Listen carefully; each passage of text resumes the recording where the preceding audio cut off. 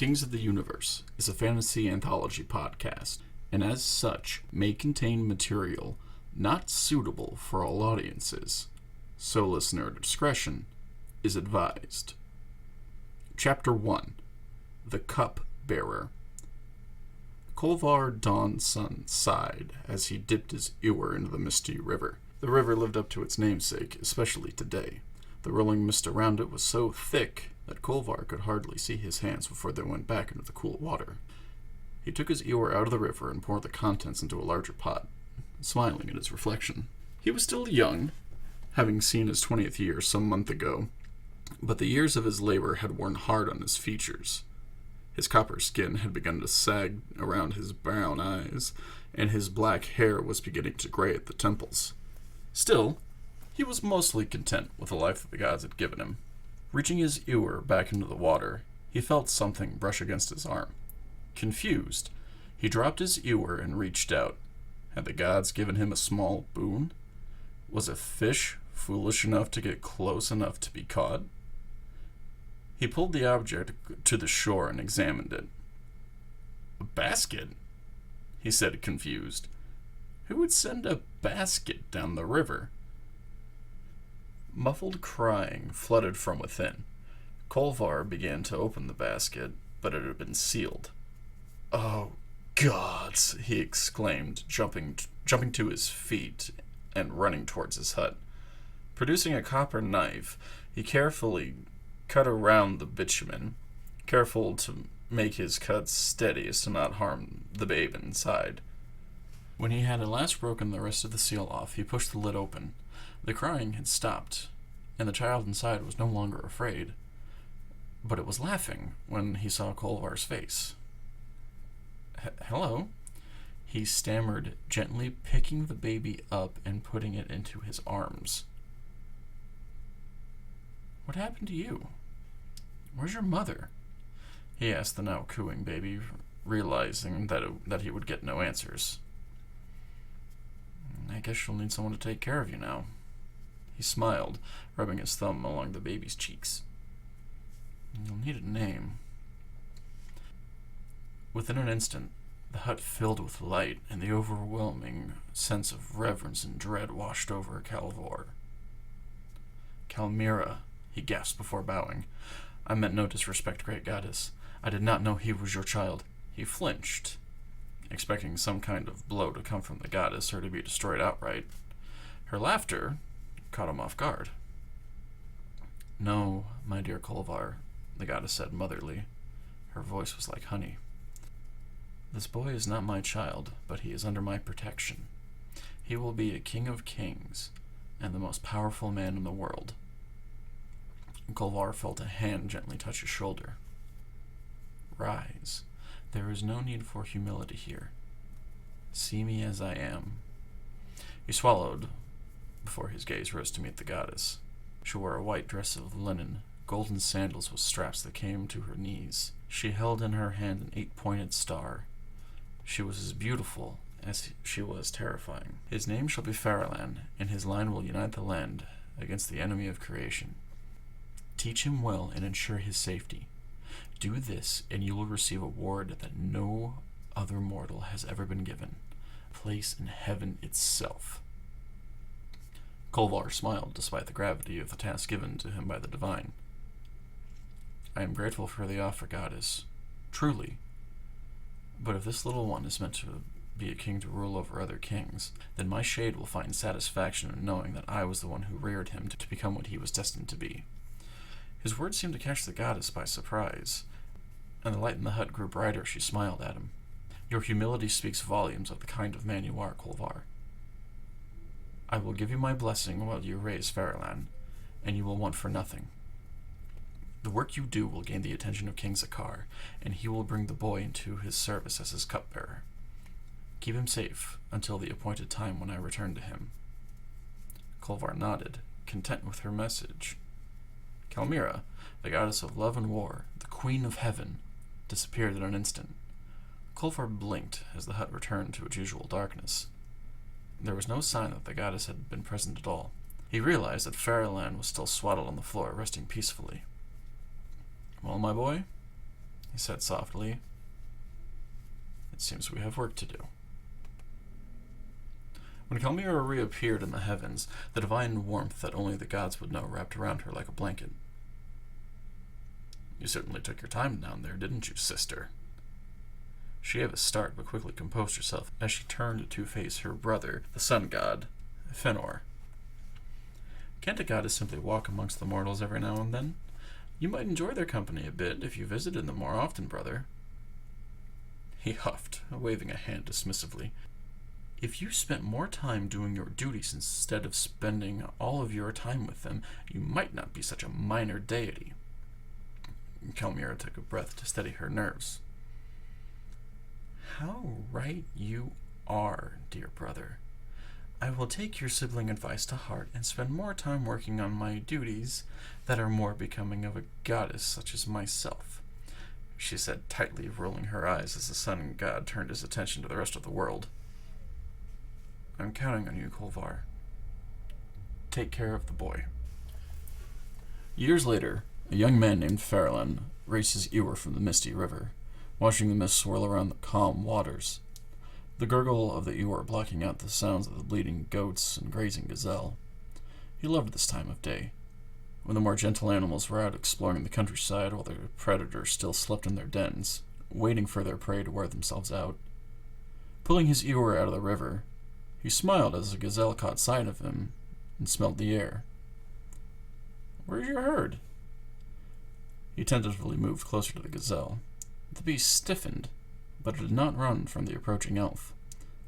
His fingers gently ran through the coarse fur of the animal, and much to his own surprise, the animal leaned into his touch. And much to his own surprise, the animal leaned into his touch as he scratched it more. Aren't you a cute little thing? The horns of the creature nuzzled against his chest, nearly knocking the ewer out of his hand. Careful! Hey! I need this water for the pomegranate orchard for King Zakar. The gazelle, seeming to understand the words of humanity, quickly bounded away into the nearby desert. Feralan watched with a sad smile. It must be nice not having to answer to anyone but yourself. His thoughts were interrupted when he heard the braying of a donkey echo through the orchard. Shit! He can't be here already. We haven't finished everything. Frantically, Feralan raced back to the orchard. Shit! Kolvar is going to be so upset when he finds out that I'm not there to greet the king with him. He ran as fast as his legs could carry him, water sloshing in a trail as he ran. I can make it. Spinning through the shade of date palms, a sudden ringing in his ears brought him to an abrupt start. Zakar. Danger. Creature. Lurking. You must stop. He took a moment to get his bearings again, and in the distance he saw a group of figures talking. The more nervous among them was obviously Kolvar, tentatively showing the others around the grove and the baskets of fruit that had been harvested. Just beyond the entourage, something shimmered in the sunlight. Something about it felt unnatural, unholy. Whatever the thing was, it was moving closer to Kolvar. How could the guards not see it? Why were they just standing there like reeds in river muck? Was this the danger I was told about? Someone had to do something, and no one seemed to be able to even see the damned thing. He swallowed hard. If no one was going to do anything to try to save the king, then he would do something about it. Summoning all of the energy that he had left in his legs, he bolted towards the shimmering thing, catching only fractions of the conversation between Zakar and Kolvar. This is the boy you told me about. Hey, wait, get back here! Slipping between the two guards, he left his ewer on the ground, exchanging it for one of the cedar clubs that the guards had at their side. Finally, he reached the shifting form. It twisted and contorted. It looked like it could have been a lion, but it just looked wrong. Its skin was pulled too tight. The teeth that pierced through its jaw looked like obsidian, and it had a tail with a scorpion stinger that fell limp behind its hind legs. The way it glistened in the afternoon sunlight was the only thing that could be considered normal about the beast. It made a distorted sound from its maw that Feralan thought could have been a growl or a roar when its dark eyes focused on the interloper. Its long tail cracked like a whip, and the beast lowered itself and charged. I don't have to tell you that Feralan regretted engaging the creature as soon as he approached it. A proverb from an island nation in later centuries would reference this same situation. Feralan would have the unfortunate distinction of being the first to see the future wisdom through. He called on what little courage he had left and let out a battle cry. Snapping jaws meant solid wood. Portions of clubs splintered off on contact. The gardener, now warrior, pried his weapon free and swung with all his might and connected on the thing's muzzle. Razor-sharp obsidian teeth showered on the ground. Black blood flowed freely from the thing's maw, showering the elf in spittle and viscous ichor. It charged at him again. Teeth and blood and hatred made the beast more fierce than it had been in its first assault. Kolvar dove to the side, yelling in pain as the scorpion stinger struck his calf. He brought his club down over and over again until the carapace cracked and a pulpy substance pooled in the cracks in the armor. The beast howled in pain as he steadied himself to his feet. He heard shouting now. No doubt Zakhar's men finally realized the danger he had unwittingly found himself in. The two foes locked eyes with one another, both knowing that this would only end with one or both of them dying. Feralan took several shallow breaths to focus himself again and lunged at the beast. By the grace of the gods, he had the beast pinned with his knee firmly on its chest. He didn't feel the claw on his thighs, nor did he care about the burning pain coursing through his puncture wounds. He raised his club high into the air and brought it down again and again and again. His eyes coated in the same black blood that now pooled around the creature. The club clattered to the ground as the guards finally reached him, pulling the boy off the beast. The last words Feralan were to hear: "Get him to a doctor." He didn't know who had given the order, or if he would even make it. The world spun around him, colors and sounds all mixing in a magnificent conglomeration. The last thing he remembered was falling onto his side in the sand, and the world went dark. He awoke several days later, lying on a reed mat in an unfamiliar hut. Well, hut wasn't the right word for it. He had lived in a hut for most of his life. This place didn't have the same earthy smell that he had come to know, and the floor was cold compared to the dirt floor he had gotten used to sleeping on. He realized he was in a stone building. He must have gotten into the city proper. Had the orchard always been this close to these stone buildings? What about the thing? Was it still breathing? Did he actually manage to kill it? His thoughts raced before he noticed a figure standing in the doorway. "You handled yourself quite well back there. My guard still can't believe that a gardener was able to fend off such a creature. That would have taken out at least 5 of my hardest men." Kolval realized that it was King Zakhar speaking to him, without any of his guards. He shook the daze from his eyes and really looked at his ruler. His black hair was in a top knot, and the sides and back of his head were shaved smooth. He wore a blue wool skirt, which came down past his knees. Now, you have to understand that this was before things like clothing were defined by one's gender. And besides, it gets brutally hot in the summer of this region. He wore gold rings and a large gold plate encased a small portion of his earlobe. "I only wanted to make sure that my king was safe.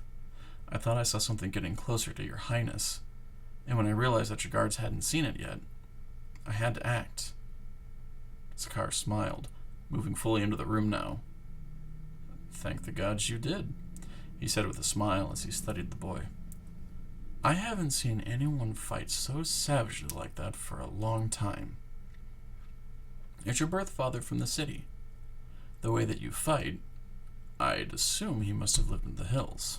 That was a question that Feralan had often wondered himself. "No," he said meekly.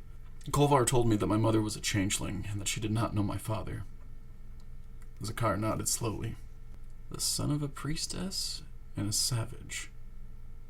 How interesting. I see. Well, despite not knowing your true parentage, Kolvar speaks highly of you. Says that you are the son he has always wanted, but the gods never gave him. He is proud of you, and for good reason. He has done a fine job making sure that you have become a courageous young man. Your courage will be rewarded. Any man who will selflessly throw themselves into danger to protect their king is a man that I must have in my court. That being said, I would personally invite you to my court as my cupbearer. You will stay in the palace with me, and you will receive an education fitting someone of your station. Feralan couldn't believe it. For years, he had just been another face around the city, but now he had the chance to become someone. Of course I'll be your cupbearer. It would be my great pleasure to do so. If only my mother and father could see what their son had become. No longer an unwanted bastard, but a cupbearer to a great king. Welcome back, everybody.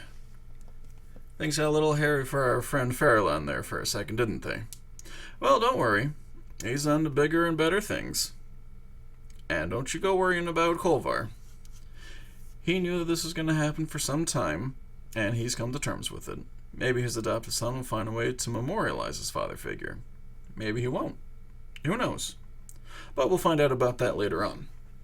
I hope everybody enjoyed this episode as much as I enjoyed making and editing it, and I hope to have you back here when we explore the new situations that Feralan will find himself in. Kings of the Universe was written and performed by Matthew Jordan. Until next time, stay safe out there, and I'll see you soon.